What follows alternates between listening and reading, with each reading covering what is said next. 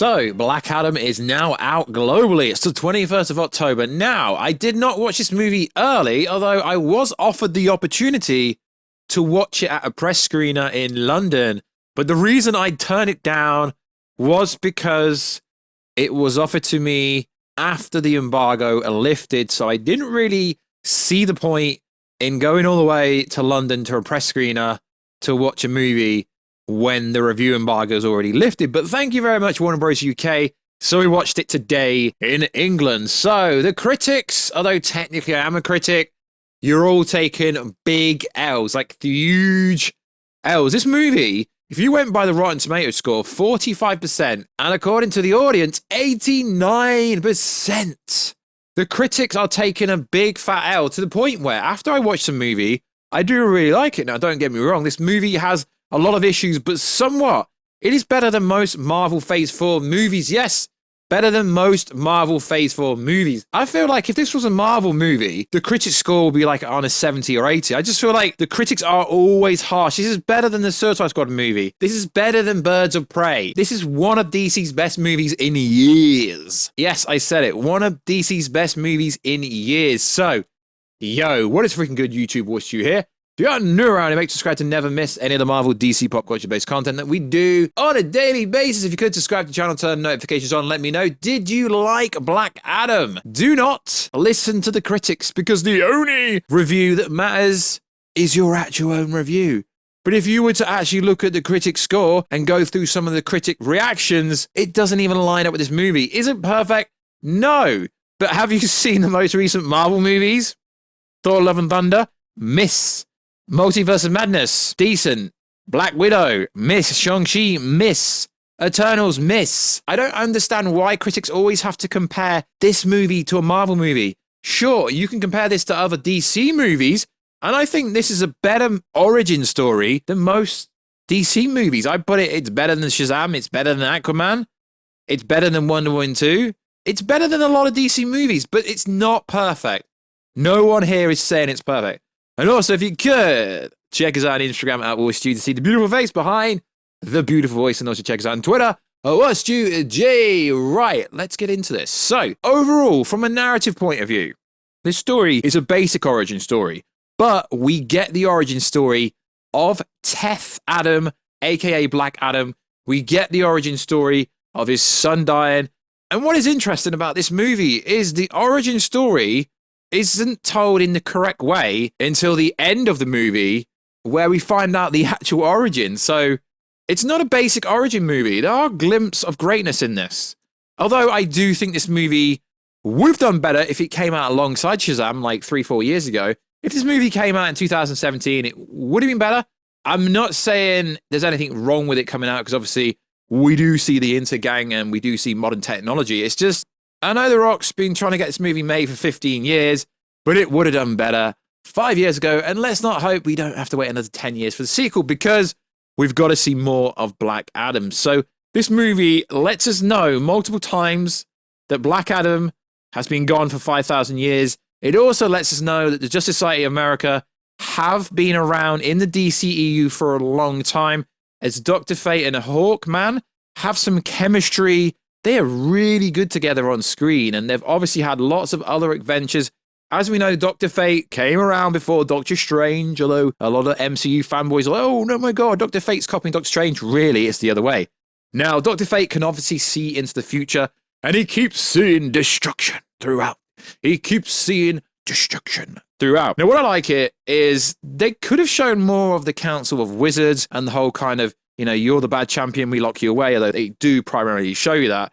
But I do like how they made a point in this movie of showing you visually that when Black Adam says Shazam, he either comes out or disappears. And it is cool how he's not a villain, kind of starts out as a villain, then turns into an anti-hero, then right at the end in the post-credit scene with Amanda Waller, bring them all, I destroy them all. And then your boy Henry Drizzle comes on the screen. Like, let's talk about this. As I say, I'm not a normal reviewer. I'm just randomly, sporadically going over plot points, careful for spoilers throughout.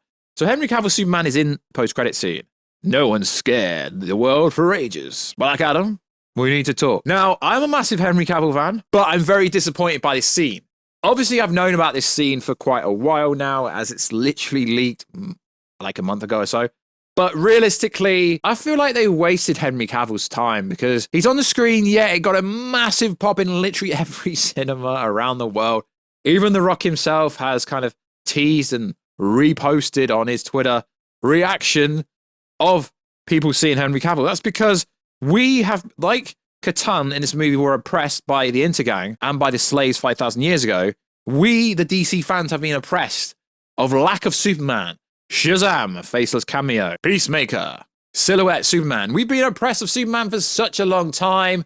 Then when we get him, it's not really that good. I know you're going to say I'm a hater, but no, I'm just being fully transparent. They could have had a stare off where you see one of them swing or something on the lines. Yeah, I get it. Superman's hope, and it is cool to see his suit. And yes, it was the John Williams score, slightly modified. It's cool. We're getting a teaser, but what people don't realize is Henry cannot shoot a movie for another year and a half because he's doing The Witcher season 4 and 5 back to back. So he is going to be in the Flash movie, and yes, they are trying to work him into apparently Aquaman and Blue Beetle, but we're only going to get cameos for Superman. So overall, I really like this movie. Okay, cool. The VFX, CGI, yeah, it was clinky in some scenes. Black Adam did look cringe. I'm not going to downregulate a movie, and I don't even give a movie a score out of 10, but yeah, the CGI is an issue, but let's be honest, CGI is an issue in every kind of movie, in every TV show, because VFX studios are overworked, underscheduled, they don't have enough time, so I'm not going to neglect or negate a score because of CGI. The third act was pretty damn cool. Dragon Ball-esque fight, Sabak. The villain was pretty, okay, let's be honest, the villain was pretty bad. It really was. And I was a bit disappointed with the Intergang, because Intergang have connections to Apocalypse and Darkseid, and yes, they did have futuristic weapons, I guess you could say, but there was no cheeky wink towards Darkseid anywhere. Yes, we do get Justice League cameos in the form of posters in the bedroom. He shoots at Superman's eye. That's pretty funny. That is funny, because in the post-credit scene, that is funny. We see Batman, Aquaman. There's loads of little Easter eggs here and there. I think the weakest thing about this movie is the villain wasn't really a villain. He was a bit all over the place. And yes, sure, there was plot points that were kind of weak. And sure, the sense of humor in this movie didn't really work. But I guess the main question you have to ask yourself is, was this The Rock or was it Black Adam? Now, I do see people online going, yeah, but he pulls the same face. Sorry, guys, that's his face. He's like, the thing is, for a guy, you can't just change your hair like a girl. A girl changes her hair, she looks like a complete new person. A guy changes his hair or does something different with his face, still looks the same. So for me, this was The Rock's first role where I almost felt like he was Teth Adam. I almost felt like he was Black Adam, and I can understand why this movie was R-rated. He incinerated people when he was reborn, or not reborn, when he was woke up by Adriana. And overall, the cast for this movie was very good. Although it was kind of politically driven and they were oppressed, I would have liked to see a little bit more the political side, the oppression side of Katak. But I get it. You've got to be very careful when you put politics into movies, because it can send people down a wormhole and you can get bad press and all that kind of stuff. But I feel like it did do a good job of it. Now, we did get the famous Black Adam sitting on the throne scene, and then he destroys it. That was classical Rock. We get a cool moment, and then he destroys it. Sabak was a really powerful villain, but overall, it was your boy Hawkman and your boy Black Adam who essentially took him down. For me, Dr. Fate was a standout character. So, who died? Well, Dr. Fate died and Hawkman died, but we know there's a multiverse, so Pierce Brosnan and Hydra could actually reappear if they wanted to.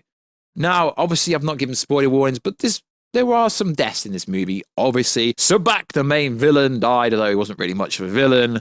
Dr. Fate died, and Hawkman died. Shame, but we know there's a multiverse, and they can come back in different iterations from the multiverse if they want to. Now, I understand I haven't gone over every single plot point, because there isn't really much to understand. They were trying to get the item. Well, Adriana had the item. She was trying to hide it from Isaac, and Isaac got it. And then because he was from the heritage, he became Sabak. And that's kind of the overall view of the villain. Was Black Adam? Yes, Black Adam was Black Adam. And I think they set up perfectly for what is coming in the future. I definitely think this movie does have a SnyderVerse-esque tone. Yes, there are a lot of slow motion shots in this movie. Yes, there is a scene that kind of rips off 300. I don't think the intention is to somewhat, copy Snyder's style. I think they've kept the continuity in line, with a SnyderVerse movie. So yeah, sure, bro. If you want to say, is it SnyderVerse? Yeah, the tone is exactly like SnyderVerse. I really can't understand where a lot of these critics are coming from. Now, I get it. I get it. When it comes to movies and games, you either trash it or love it to get headlines. You trash a movie, you can get big YouTube clicks going, this is the worst movie in the DCU, and you will get some YouTube reviewers doing that for sure. But overall, it is a good movie. It's not the best DCU movie ever, but like I said, it's better than most of Marvel Phase 4 movies, and everyone loves a Marvel Phase 4 movie. Now, as I said, I really think critics would have loved this if it was a Marvel movie and not a DC movie. Yep, sure, I agree. The plot could have been a lot stronger, but it's an origin story. Is it better than Shazam? Sure, it is. Better origin story. We actually understand the motivations. We understand why Black Adam is the way he is. He's kind of like in pain, and it's like a redemption, and then he redeems himself and somewhat becomes an anti-hero, if you like, for Kotak. I've probably said it wrong, but you know your boy Warstu. So it's a good movie. I mean, I'm going to go watch it again. I think it is pretty cool. Yeah, sure, some things can be better. The music, the score was pretty good. I don't go over the top saying, oh, this is the greatest movie ever, because it's not the greatest movie ever, but it is a very good, and I'd put it towards top tier of the DC universe in terms of movies, because I enjoyed it and somewhat involved the Council of Wizards, somewhat kind of set up Superman. We get the Amanda Waller kind of connective tissue. We get the connective tissue to the point where you would think it happens in the Man of Steel universe, which it kind of happens because the Man of Steel, Henry Cavill, Superman, was in this movie. So yeah, pretty solid movie. I don't like to compare it to other movies, like, you know, other DCU movies, but I guarantee people are like, yeah, but you didn't get... Yeah, I think it is in the Snyderverse because it is what it is, but this is the new DCU they're building out, and it's quite clear what they're building out. And I think if Black Adam can keep improving, I mean, Dwayne actually does acting in this movie. He's definitely improved since the mummy days when he first died, or Walking Tall. Most of you are probably too young to remember that, but yeah, The Rock was a very different actor back then. I think he's definitely picked up his skills. I think he plays a very good anti-hero. But like I've always said, I'd love to see Black Adam in that nightmare timeline with Superman, with Darkseid, with all the new gods, in that nightmare vision where corruption and death, you know, kind of like Dr. Fate has had a vision where everyone died and Hawkman still died. So it is pretty interesting. So like always, guys, let me know what you think down below. And also, if you play Gotham Knights, let me know. Is it good? Should I get it? I'm probably going to get it anyway. And if I do, I will live stream on the Twitch channel, twitch.tv/Warstu. So like always, guys, check us out on Instagram at Warstu to see beautiful ways by the beautiful voice. Check us out on Twitter, WarstuG. And I will catch you in another video, guys, very soon. Catch you later.